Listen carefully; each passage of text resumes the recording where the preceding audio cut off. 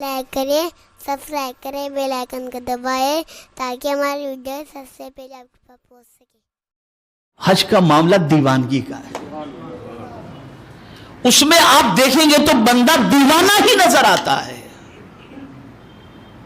سلے ہوئے کپڑے اتار دیے، دو چادریں اس نے، ایک چادر نیچے پہن لی، ایک چادر اوپر اوڑھ لی اس نے، سر کھلا ہوا ہے۔ رات سے نکلے تو کوئی کہے دیوانہ جا رہا ہے، نہ کوئی بال بنانے کی فکر، نہ کوئی خوشبو لگانے کی فکر، کچھ بھی نہیں، دو چادروں میں نکل پڑا یہ بندہ۔ اور کمال کی بات تو یہ ہے کہ جیسے ہی اس بندے نے حج کی نیت کر لی، احرام پہننے کے بعد بولی بدل گئی اس کی۔ اب اس کی زبان پر ایک ہی بولی ہے، لبیک اللہم لبیک لبیک لا شریک لک لبیک ان الحمد والنعمت لک والملک لا شریک لک۔ استلام تک یا حجر اسود کے بوسے تک اس بندے کی بولی یہی رہتی ہے۔ اب سوال یہ پیدا ہوتا ہے کہ آپ ذرا سوچو اور غور کرو کہ اداروں کے اندر جب بچوں کی حاضری لی جاتی ہے تو نام پکارا جاتا ہے تو بچے کہتے ہیں لبیک،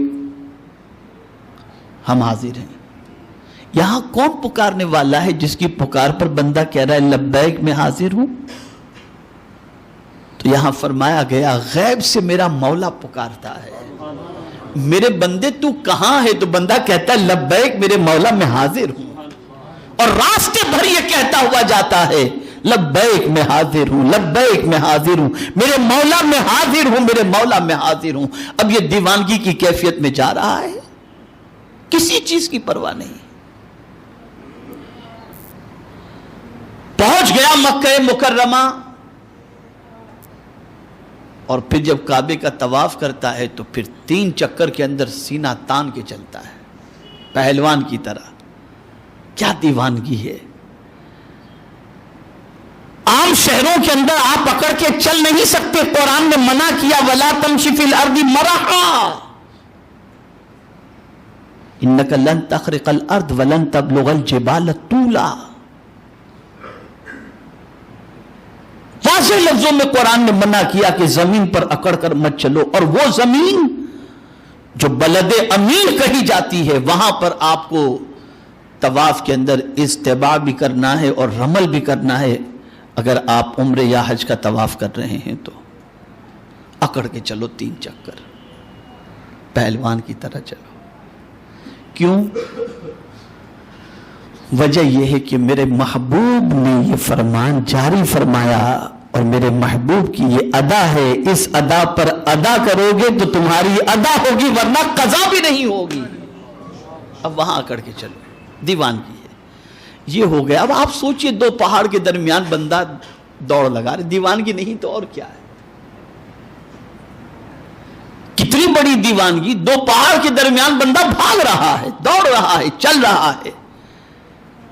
یہ سب دیوانگی کے مناظر ہیں، اس میں دیوانگی کا جلوہ نظر آتا ہے۔ پھر وہاں سے مینا پہنچا۔ اب آپ دیکھیں، گرمی ہو، ٹھنڈی ہو، بارش ہو، طوفان ہو، سر نہیں ڈھانکنا آپ کو، 2 چادروں میں ہیں آپ۔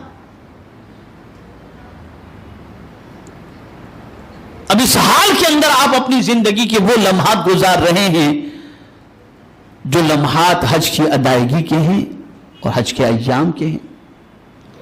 اور پھر اس پر تو مزید کمال کی بات کہ پتھر اٹھا کر پتھر کو مار رہے ہیں۔ آپ سوچئے تو صحیح، شیطان کو کنکری مارنا جو ہے، رمی جمار جس کو کہتے ہیں، وہ کیا ہے؟ آپ مزدلفہ سے کنکریاں چنتے ہیں اور پھر مینا میں آ کے یعنی رمی جمار کرتے ہیں، شیطان کو پتھر مارتے ہیں، یعنی پتھر سے پتھر کو مار رہے ہیں آپ۔ یہ دیوانگی نہیں تو اور کیا ہے؟ یہ دیوانگی نہیں تو اور کیا ہے؟ مزدلفہ کے اندر کھلے آسمان کے نیچے آپ سو رہے ہیں، نہ کوئی گدا ہے، نہ کوئی پنکھا ہے، کچھ بھی نہیں، پڑے ہوئے. یہ دیوانگی نہیں تو اور کیا ہے؟ تو بتانا یہ مقصود ہے کہ حج کا سفر دیوانگی کا جلوہ دکھاتا ہے، اور دنیا کو یہ بتاتا ہے کہ میرے بندے، اللہ عز و جل یہ بتاتا ہے کہ میرے بندے میرے نام پر کیسے دیوانے بن جاتے ہیں، اور میں جب کہتا ہوں تو اپنی پسند کا لباس اتار دیتے ہیں، اپنی پسند کا آرام چھوڑ دیتے ہیں، سب کچھ چھوڑ کر میری محبت کے اندر دیوانے بن کر کے نکل پڑتے. تو پھر ہوتا کیا ہے؟ تم نے قدم اٹھایا، ہم نے تمہاری زندگی کے سارے گناہوں کو معاف فرما دیا، خطائیں معاف.